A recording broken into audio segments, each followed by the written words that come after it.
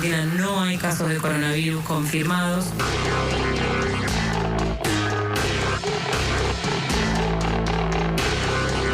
Alguien en el mismo momento en que siente un síntoma, que es un síntoma lamentablemente común a muchas enfermedades, pero que nosotros, el sistema de salud prefiere que consulten una de más y no una de menos. Se expande, posiblemente tengamos que cambiar, pero por este caso no veo ninguna razón para que cambien. Yo creo honestamente, y además está todo el sistema científico del mundo buscando una alternativa preventiva, o sea, una vacuna. Con lo cual tengo una moderada esperanza en que no entre, y que si entre tarde para que tengamos alguna respuesta terapéutica todavía más concreta y más específica.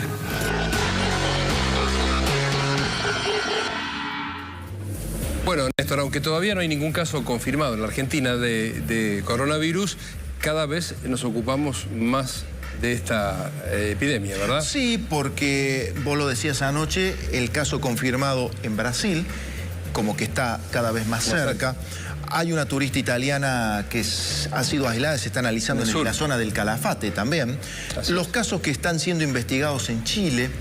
Y bueno, por eso es importante que hablemos, pero también que nos informemos, para no generar o no contribuir a una suerte de psicosis que se está dando a nivel internacional. ¿Hasta qué punto tenemos que preocuparnos? Por eso lo convocamos al doctor Hugo Pizzi, que es profesor titular de la Universidad Nacional de Córdoba y además es director del Departamento de Enfermedades Tropicales. ¿Lo dije bien? Perfectamente. Doctor, sí. Perfectamente. Bienvenido, doctor. Gracias por venir. No, por favor. ¿Qué le parece, Ginés González García? ¿Estamos en buenas manos?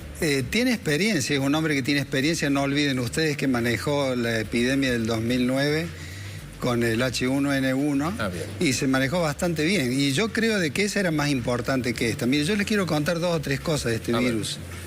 En primer lugar, que los técnicos de la OMS ya dijeron que en China el corona está llegando a la cúspide y va a entrar en meseta. Eso para nosotros es una muy buena noticia. Bien. Los chinos han trabajado con autoridad, con una autoridad férrea, desconocida para países como el nuestro. Sí, al límite, doctor, de la restricción de las libertades individuales, ¿no? Absolutamente. Pero yo creo que ha sido muy útil eso. Y además, siendo un lugar con una demografía tan grande, porque es un país tan poblado, lograron bajarle y además están haciendo la vacuna. Yo creo que la vacuna ya la van a empezar a probar y de pronto vamos a tener una serie de datos interesantes. ¿Qué es Argentina o qué es Latinoamérica ante esto? Latinoamérica tiene la suerte de estar geográficamente en un lugar determinado, donde no hay riesgo en este momento, y con la climatología que le favorece, porque esto siempre puede difuminarse en otoño o en invierno. Nosotros no estamos ni en otoño ni en invierno. Está muy mezclado también el tema de las estaciones, doctor, ¿no? Sí, por ahí. Pero el virus se encuentra en la autopista siempre en invierno. Por lo tanto, yo lo que digo es que si bien es cierto que debemos ocuparnos, ser coherentes con toda esta situación, que no es una situación fácil de llevar, especialmente para algunos países, no hay que asustarse, hay que ocuparse de la situación y volver a los conceptos sanitarios que aprendimos en la epidemia del 2009. Porque la gente cambió de actitud. Ahora se estornuda y se tose en el pliegue del codo. Usted va a cualquier lugar y va a encontrar alcohol. Perfectamente. Entonces, hay unos cambios de actitud. Si nosotros de pronto refrescamos todo eso, evidentemente vamos a salir airosos. Ahora, doctor, discúlpeme, pero hay dos lugares que a mí me llaman la atención. Irán, una nación críptica y laberíntica, que no da ningún tipo de información. ¿Qué ha pasado ahí? No lo sé. Pero Italia es más raro, porque no podemos encontrar, diríamos, el paciente cero. No sabemos cómo ha llegado, pero evidentemente Italia es un lugar donde fluye tanta cantidad de turismo, es un lugar tan bello que nos regala Europa, que a alguno tiene que haber llegado y todavía no se lo ha podido detectar. Lo de Chile no hay seguridad. Todavía no hay seguridad. Y tengo entendido que es un adenovirus el caso de Calafate. ¿Pero por qué es tan importante el paciente cero? ¿Por qué le asigna tanta importancia en Italia? Para saber de dónde vino. Porque si yo sé de dónde vino, puedo de pronto aislar toda esa zona. Porque no nos olvidemos que el virus no es como la bacteria, como el parásito, como la riqueza. Yo tengo el problema de ese virus y toso, a una velocidad de 70 kilómetros o estornudo, 8 metros llegan las gotitas de flujo, saliva con el virus. Y después eso hace una curva parabólica y cae al piso. Y está 2 horas ahí y por leyes térmicas después sube. O sea, es muy complicado si yo subo un ómnibus contaminando o tosiendo o transcurriendo desde la entrada hasta el momento que me bajo. Yo estoy hablando con ustedes y estoy emitiendo a 1 metro, hablando sin toser y demás, lo que podría ser la contaminación si yo fuera un poseedor de ese virus. ¿Y qué tan grave puede llegar a ser, doctor, que una gripe o una neumonía? No, lo que pasa es que acá se dan 2 circunstancias. La circunstancia número 1, que empieza como gripe, que puede pasar, pero si llega a pulmón lo hace colapsar, hace la neumonía. O sea, yo me puedo confundir en ese periodo famoso de incubación, desde que la contraigo la enfermedad y se manifiestan los primeros síntomas, ¿puedo creer que tengo un simple resfrío? Porque comienza como una gripe. Lo que pasa es que si esto se encuentra con personas mayores de 60 años que tienen una labilidad, una fragilidad en su sistema inmune, evidentemente esas son las víctimas adecuadas. Claro. Que si usted analiza el número de muertos, que no son tanto, porque el impacto es alrededor del 2%, si usted, 2%, ¿no? O sea, si usted analiza el número de muertos, va a ver que todas son personas mayores que tenían o un antecedente de diabetes, o un tratamiento contra el cáncer, o asmáticos crónicos que tenían, por ejemplo, tratamiento con corticoides, o personas... Bueno, menos mal que nos da esa advertencia, pero digo, la verdad que es difícil lo que preguntaba recién Néstor, porque hoy en el mundo de hoy, con la exigencia del trabajo, del estrés, de un montón de cosas, nos duele la cabeza, por ahí tenemos febrícula, por ahí, y al otro día nos sentimos mejor. Es difícil a veces meterse acá en la cabeza y decir, no, tengo fiebre, lo primero que hago, voy y consulto a mi médico de cabecera o voy al hospital. Bueno, pero yo les voy a poner un ejemplo más simple. Supongamos que estamos en cualquiera de las ciudades del interior de Córdoba, o estamos en Misiones, o estamos en Formosa o en el Chaco. Sí. Paraguay está con 90.000 casos de dengue. Y de pronto yo empiezo a sentir dolores de huesos, ardor de ojos, molestia, fiebre alta y demás, y estoy inmerso en una situación epidemiológica gravísima. ¿En qué tengo que pensar? Sí.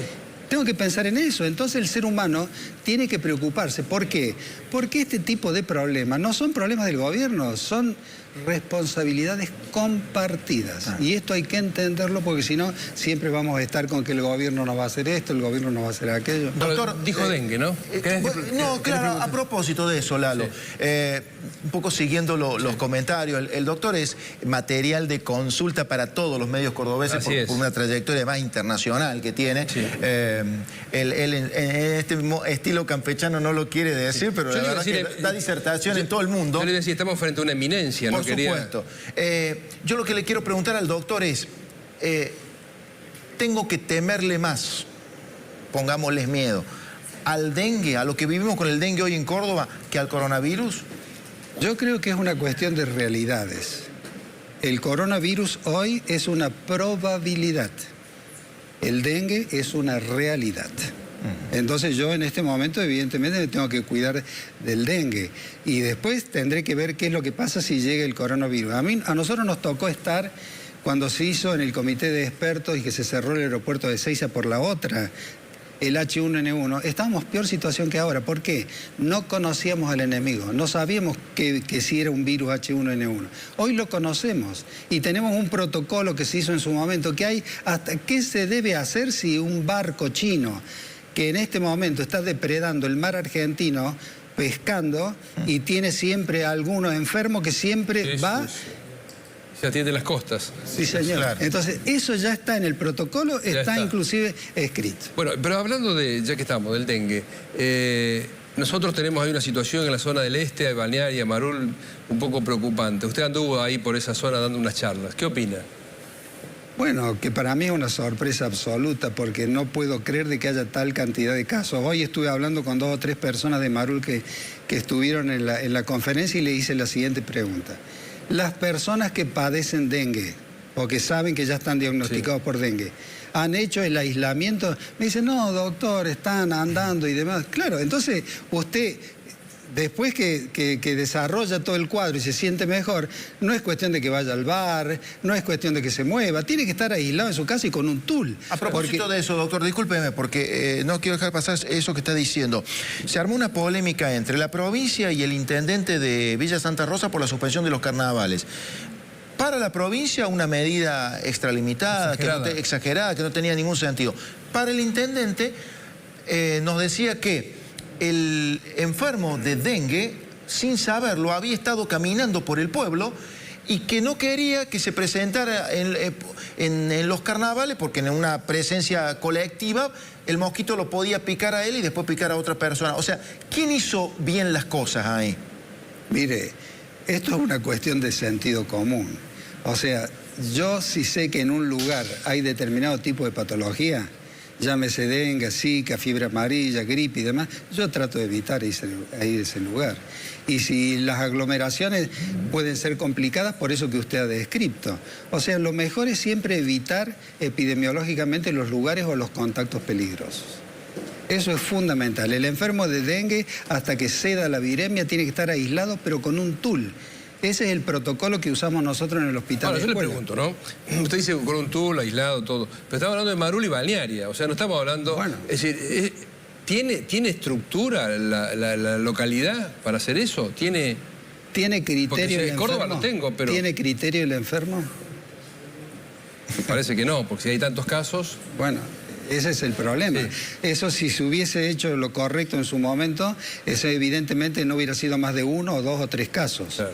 Pero evidentemente acá algo está fallando. No puede ser que 2 poblaciones tengan tal cantidad de Le confieso casos. algo. A ver. Hoy estuve hablando con una persona, una mujer que tiene una hostería en Miramar. Le pregunté, che, ¿cómo es la cosa? Le digo, contame, ¿qué se dice en el pueblo? Y me mandó un audio como de 2 minutos y medio. Acá nadie, síntesis, acá nadie dice nada, nadie comenta nada, todo el mundo anda en la calle. Digo, estamos en problema entonces. No, bueno, pero si en ella ese que caso... tiene una hostería, que tiene, no sé, 20 habitaciones, nadie pasó a decirle, cuidado con esto, miren... No, bueno, pero ahí, por ejemplo, en Miramar yo tengo entendido que no hay caso y en La Para, por lo que ha hecho el intendente es muy expeditivo, ha actuado de una manera brillante. El intendente de La Para, no hay tampoco... Están cerca, ¿no? Están muy Balnearia, cerca, pocos Marul, kilómetros. Sí. Y hay movimiento y flujo. Y muchas veces los ómnibus, yo le decía, oye, ustedes tienen poder de policía, fumiguen a los ómnibus que vienen de Marul o los ómnibus que vienen de Balnearia. Yo he subido esos ómnibus y están los mosquitos. Claro. Entonces... son cuestiones de criterio, de sentido común, que los podemos manejar perfectamente bien. Mire, cuando nadie hablaba del dengue, nuestros libros, sí, hace 25 años hablaban y advertían de esta situación. Nos decían que éramos apocalípticos. Por suerte los libros están en la biblioteca de la Facultad de Medicina. No, me acuerdo de una anécdota del doctor porque decía, bueno, pero acá también tenemos camiones que vienen pasan las rutas que vienen, digamos, de Brasil, claro, Paraguay. En la lona traían. En la lona traían, porque venían a hacer travesías de 8, 9 o 10 días, y en la lona se juntaba el agua de la lluvia. Y los mosquitos ponían los huevos ahí. El camión que salía de Curitiba, de pronto paraba en La Para o paraba en tal lugar y el mosquito salía. Entonces, la epidemiología es muy engorrosa, pero es muy interesante y se la puede eliminar. Usted rompe un anillo epidemiológico y frena el problema. A propósito, ¿querés que veamos cómo está hoy el tema del coronavirus a nivel mundial? Un poco volviendo al tema del coronavirus. Ayer mostrábamos el mapa, ahí está. Esto se va actualizando permanentemente. Sí. En China, bueno, tenemos 78.064 casos. Hay que hablar de unos 80.000 infectados en todo el mundo. Se dieron 2 muertes en París, en Francia, en las últimas horas. Hay también 3 infectados en Madrid, concretamente. En España, en total 3 se suman ahora. Y por supuesto el caso que vos dabas cuenta, Lalo, anoche, el de Brasil, el confirmado, ¿no? Estados Unidos, ayer teníamos 53, ahora tenemos 59. Y acá en Argentina, expectantes a ver qué pasa con el de esta turista italiana en el Calafate. Bien. Bueno, una última reflexión, doctor, antes de cerrar la nota. Yo lo que aconsejo, todos me conocen como profesor de la Facultad de Medicina, siempre he tenido esta cuestión de sobriedad y moderación ante estos casos de epidemias. No hay que asustarse, hay que ocuparse de la situación, volver a tener los conceptos familiares que nos enseñaron las abuelas, airear las habitaciones en caso de que venga eso, ¿no? Sí. Y si hay que eliminar el agua de los patios, limpieza, poner, en el caso del dengue, concretamente las telas plásticas que son muy accesibles, poner el tul en la cuna de los niños y usar insecticidas que sean amables con el ser humano y amables con el ambiente. De todos modos, yo creo que en algún momento vamos a tener que cambiar la ecuación con las cosas nuevas que hay. Y para la gente que tiene dengue, ya salió la vacuna y fíjense qué cosa curiosa. La persona que ya padeció el dengue, pero lo superó, está en peores condiciones que el que nunca lo tuvo. Porque si viene un mosquito y le pone otro serotipo que están circulando en el norte, el 2, el 4 y el 1, ese hace como un cuadro mucho más grave que el primero, que puede llegar a ser un dengue hemorrágico. O sea, a esas personas hay que cuidarlas. Bien. Gracias, doctor. Lo despedimos al doctor, le agradecemos la